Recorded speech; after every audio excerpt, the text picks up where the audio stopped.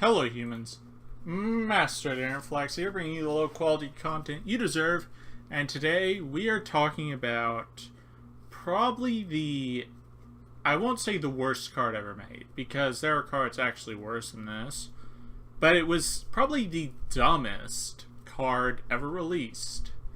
And it falls in that reason for multiple reasons actually, but it's called Wind Effigy. And what it is it's a double tributor monster, which means it counts as 2 tributes for a tribute summon of a monster for specific X reason. So, Wind Effigy.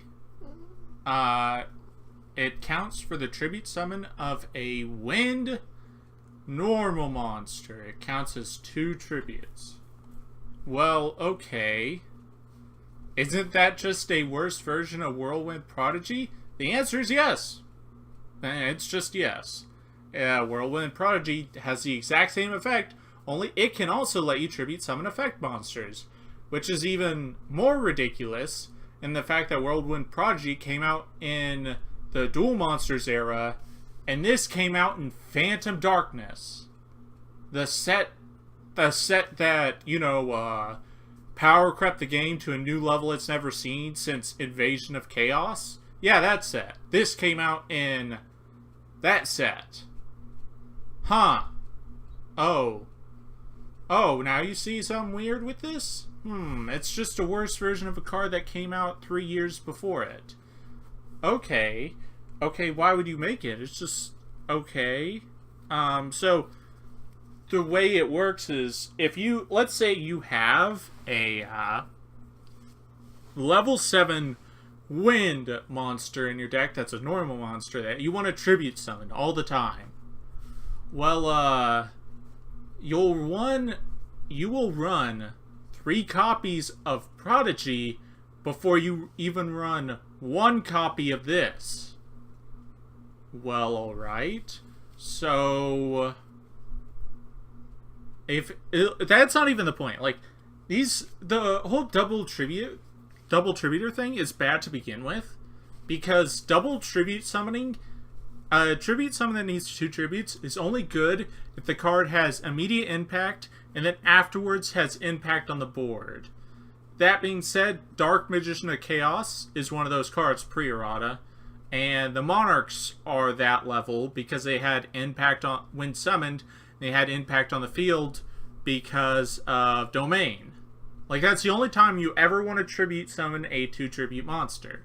So, if there's only a handful of times you ever want to run a tribute summon like that, then why would you run monsters that have no effect except being 2 tributes for that specific monster? And then not even that, but a normal monster, which could never be either of those things because it has no effect. The answer is there is no reason. Like, this is a worse version of a bad card that came out before it. But let's just give it the benefit of that. Let's say the most powerful monster in Yu-Gi-Oh! Is a level 7 or higher wind normal monster, and you're already maxing out on Whirlwind Prodigies. Okay, then we will play Wind Effigies just so we can always summon it turn 3, I guess. So let's search up high level wind normal monsters. And here we go.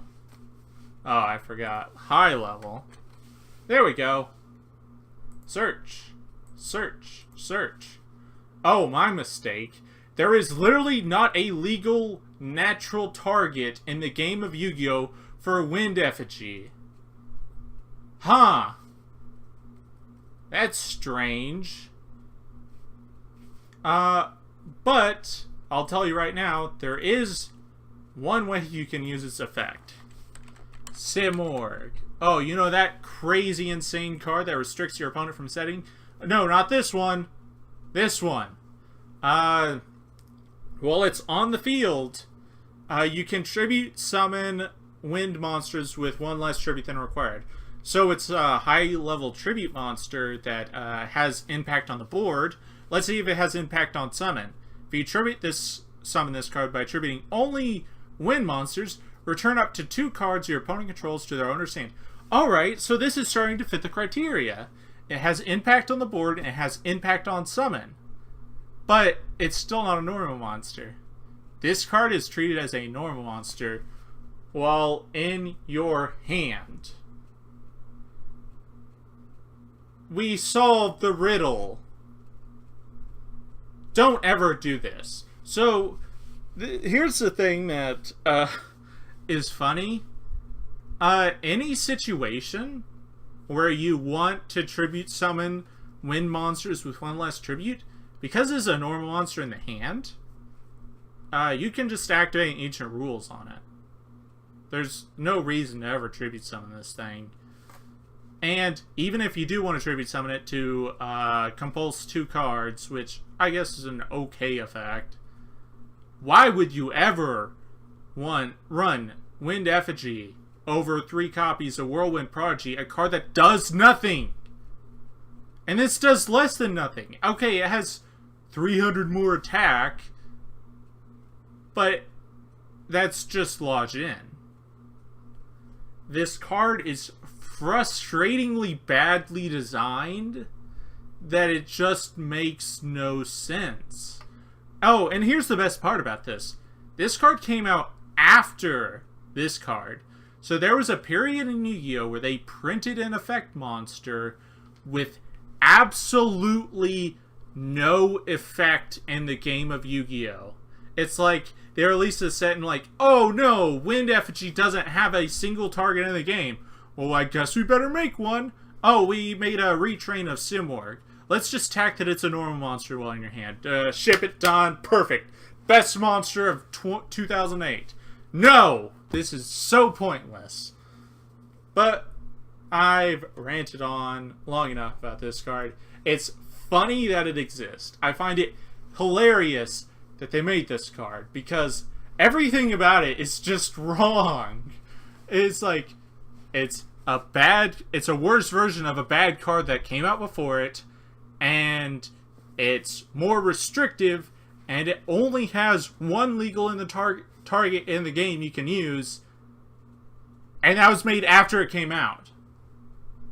Like, the stars aligned to make the universe's most perfect turd. So yeah, that's about it. Thank you all for watching. Hopefully you enjoyed this video, and remember, Master DinnerFlax will take your soul.